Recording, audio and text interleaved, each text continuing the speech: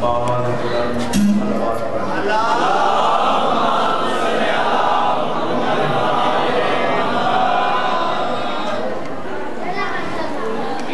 امام علی اللہ علیہ السلام کی تعلیل ظہور کے لیے با آواز بلند صلوات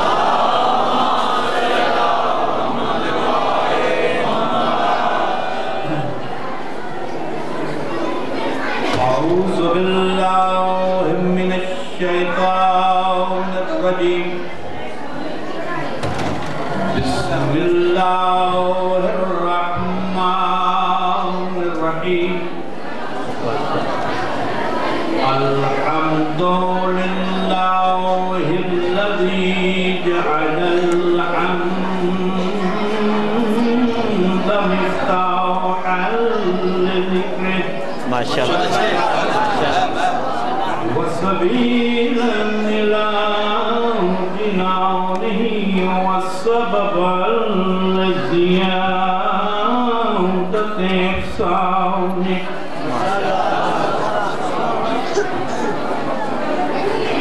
والصلاة والسلام والتحية والإكرام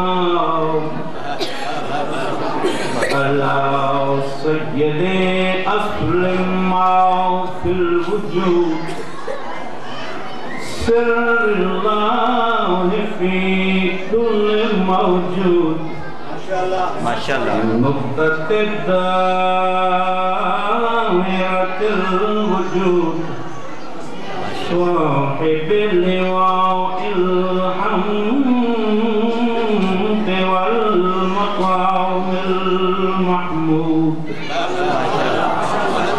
مولانا ومولى الثقلين جد الحسن والحسين أبي القاسم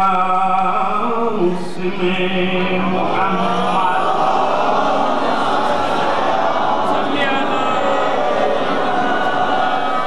وأهل بيته الطيبين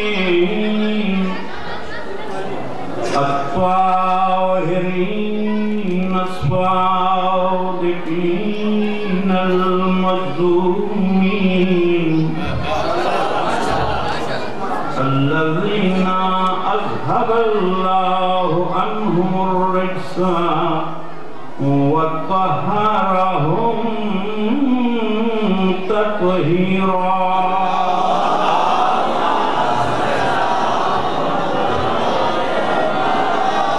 واللعنة الدائمة على أعدائهم أجمعين من يوم عداوتهم إلى يوم الدين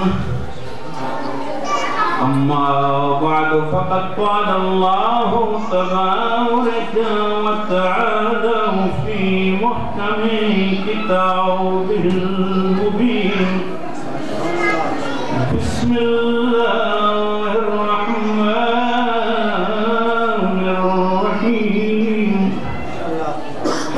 يا أيها الذين آمنوا اتقوا الله وابتغوا إليه الوسيلة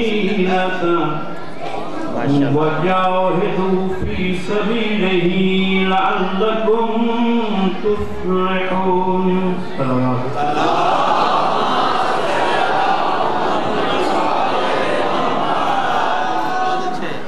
مومنین گرامی کل یہ وہ مقام ہے جہاں سے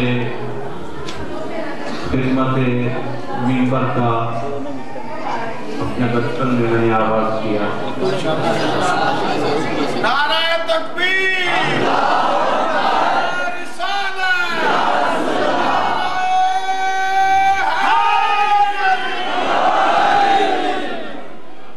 اور میرے لیے فخر کا مقام ہے کہ اتنے سالوں کے بعد اتنے سالوں کی گزشتہ تاریخ کو دہرانے کا مجھے پھر موقع مل رہا ہے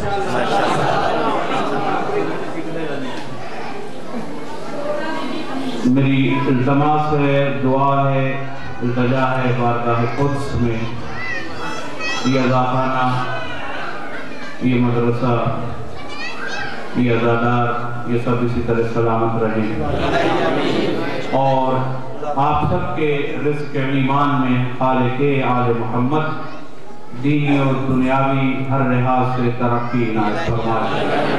اللہ بھائی جان کا کالی زندگی دراز سورہ مائدہ کی آیت ہے جس پر گفتگو کا شرف حاصل کیا جا رہا ہے۔ یا ایھا الذین آمنوا، خطاب ہے ان لوگوں سے کہ جو ایمان لائے۔ یا ایھا الذین آمنوا، یہ سنت الہیہ ہے۔ کئی بار وہ لوگ جو اس کی نگاہ میں بھی صاحب ایمان ہیں ان کو بھی یا ایھا الذین آمنوا کے خطاب سے یاد کرتا ہے، اور اس خطاب میں وہ لوگ بھی شامل رکھتا ہے کہ جو اس کی نگاہ میں ابھی مومن ہیں یا نہیں، مگر وہ اپنے آپ کو مومن کہہ رہے ہیں۔ اللہ اس تمام مجمع کو ایک لفظ میں، ایک خطاب میں یاد کرتے ہوئے، مخاطب کرتے ہوئے ارشاد فرماتا ہے، اے وہ لوگوں جو ایمان لائے۔ لوگوں نے سمجھا ایمان لانا کافی ہے، اللہ نے کہا ایمان لانا کافی نہیں، یا ایھا الذین آمنوا اتقوا اللہ۔ ابھی اللہ کا مقصد مکمل نہیں ہوا، ایمان لے آنا اللہ کا مقصد نہیں، پہلا زینہ ہے، اللہ کچھ اور چاہتا ہے۔ ایمان لانے کے بعد جس تقاضا کو پروردگار سامنے لا رہا ہے اس کا نام ہے اتقوا اللہ۔ اے ایمان والو تقوی اختیار کرو، اتقوا اللہ، متقی بننے۔ کچھ لوگوں نے سمجھا کہ ایمان لانے کے بعد متقی ہو جانا کافی ہے، لیکن اللہ نے تقوی کو بھی اپنی رضا کے حصول کا آخری نقطہ قرار دیا۔ یا ایھا الذین آمنوا، ابھی کچھ اور باقی ہے، اتقوا اللہ، تقوی اختیار کرو، بات رکی نہیں، تقوی اختیار کر بھی لو تو اب بھی ایک منزل باقی ہے۔ اور وہ منزل کون سی ہے؟ وَابْتَغُوا إِلَيْهِ الْوَسِيلَةَ۔ اب اگر متقی بن چکے ہو، دعویٰ کر رہے ہو تو پھر وسیلے کو تلاش کرو۔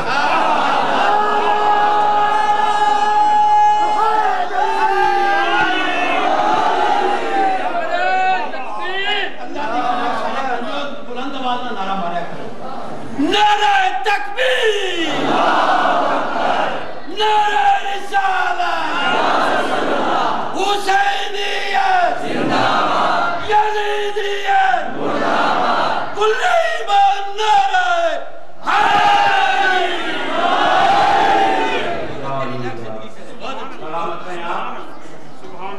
تیسری منزل اس آیت میں یا ایھا الذین آمنوا، پہلی منزل اتقوا اللہ، دوسری منزل، تیسرا زینہ وَابْتَغُوا إِلَيْهِ الْوَسِيلَةَ، اور وسیلہ کیسے تلاش کرو؟ وَجَاهِدُوا فِي سَبِيلِهِ، اور اس کے وسیلے کی تلاش کے رستے میں جہاد کرو۔ ماشاءاللہ۔ آج تک مسلمانوں نے قرآن سے صرف ایک لفظ نکالا، جہاد فی سبیل اللہ۔ اس آیت میں قرآن کہہ رہا ہے جہاد فی سبیل وسیلۃ اللہ، وسیلے کے راستے میں بھی جہاد کرو، وسیلے کے راستے میں بھی اپنے آپ کو مشکلات میں ڈالو تاکہ تمہیں وسیلہ مل جائے۔ یعنی آپ سارے کام، ایک آیت کی اگر ہدایت انسان کا مقصد ہو تو ایک آیت بھی کفایت کرتی ہے، کافی رہتی ہے ایک آیت۔ اس آیت ہی سے اگر آپ استفادہ کریں، یا ایھا الذین آمنوا، دوسرا دینا وابتغوا، دوسرا دینا اتقوا اللہ، تقوی اختیار کرو، تیسرا دینا وسیلہ اختیار کرو۔ پتہ چلا اگر وسیلہ اختیار نہیں کیا تو نہ ایمان کام آنے کے لائق ہے، نہ تقوی کام آ سکے، گویا نہ ایمان ایمان رہے گا، نہ تقوی تقوی رہے گا۔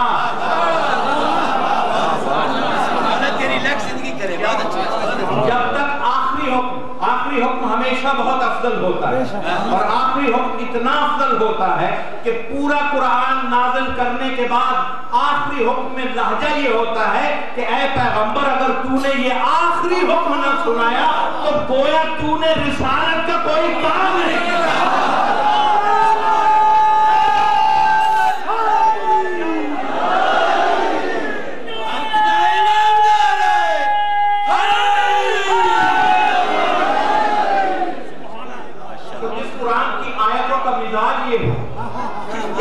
حکم اگر رسول بھی نہ سنائے تو گویا رسالت باقی نہ رہے۔ تو اگر کسی آیت میں اگر کچھ تسلسل ہے احکام کا، اس کا آخری حکم چھوڑ دیا جائے تو نہ ایمان کام آئے گا، نہ تقوی کام آئے گا، نہ ایمان ایمان رہے گا، نہ تقوی تقوی رہے گا، جب تک کہ وسیلہ تلاش نہ کیا۔ اور کیسے کرو؟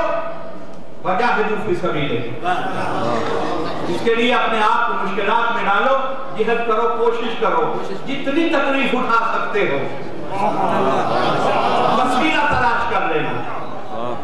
اور نتیجہ کیا دیا؟ ایمان کے بعد یہ نتیجہ نہیں دیا، تقوی کے بعد یہ نتیجہ نہیں دیا، وسیلہ تلاش کرنے کے بعد نتیجہ دیا لعلکم تفلحون، تاکہ تم فلاح پا جاؤ، تاکہ تم کامیاب ہو کے پہنچو۔ اور اگر کوئی کامیاب پہنچنا چاہتا ہے، بے چین ہے، بے چین ہے، اے دائرن بتا کر تو کیوں بے چین ہے؟ بے چین ہے، بے چین ہے، بے چین ہے، بے چین ہے، اے دائرن بتا کر تو کیوں بے چین ہے، بے چین ہے۔ پڑھو قرآن، سمجھو قرآن، قرآن نے بھی بتا دی آخر منزل منزل حسین ہے۔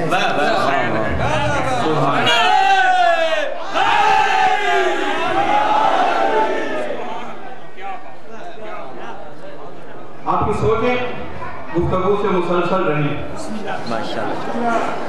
اگر یہ آخری حکم جو اس آیت کا آخری حصہ ہے، اگر ہم نے اس پہ عمل نہیں کیا تو ہم لعلکم تفلحون نہیں بن سکتے، ہم فلاح یافتہ نہیں بن سکتے۔ اب اگر کوئی صرف ایمان لانے کو آخرت کی نجات کی ضمانت سمجھ رہا ہے تو یہ آیت اس کو بلکہ روک رہی ہے۔ اگر کوئی صرف تقوی کو نجات کی ضمانت سمجھ رہا ہے تو یہ آیت تردید کر رہی ہے۔ یہ آیت اگر بتا رہی ہے کہ اگر آپ مفلحون میں اپنا نام لکھوا سکتے ہیں تو ایک ہی ذریعہ ہے، پہلا زینہ ہے ایمان، پھر تقوی، پھر وسیلے کو تلاش کرو، اور پھر اس کے رستے میں اپنے آپ کو مشکلات میں ڈالتے رہو تاکہ تم کامیاب ہو جاؤ۔ اب انتہائی ذہین فکر جو اس آیت میں ہے وہ کیا ہے؟ وابتغوا الیہ الوسیلہ۔ یہ قرآن کی شان ہے کہ ایک لفظ سے قیامت تک آنے والے شبہات دور کر دیتا ہے۔ ایک لفظ سے یہ نہیں کہا کہ وسیلہ بنا لینا، یا ایھا الذین آمنوا اتقوا اللہ، اس کے بعد یہ نہیں کہا کہ تم وسیلہ بنا لینا، کسی کو وسیلہ بنا لینا، نہیں یہ نہیں کہا۔ ابتغاء کا مطلب ہے تلاش کرنا۔ وابتغوا الیہ الوسیلہ، اگر امت کو اختیار ہوتا کہ کسی اچھے نیک انسان کو جو اس کی نگاہوں میں نیک ہو، اسے اپنا وسیلہ سمجھ کے سمجھے کہ اس نے وسیلہ حاصل کر لیا، تو قرآن کی آیت روک رہی ہے خبردار وسیلہ تم نہیں بنا سکتے، کچھ ایسے وسیلے ہیں جو اس نے بنا کر بھیج دیے ہیں، بس تم انہیں تلاش کرو۔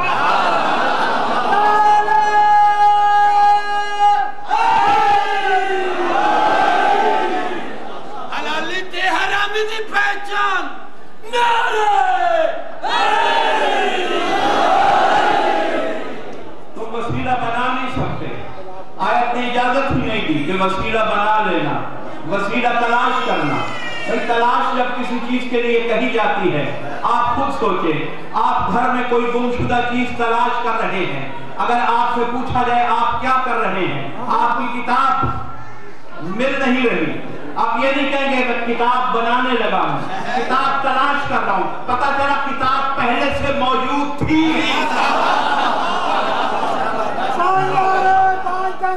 सवा लाख नारा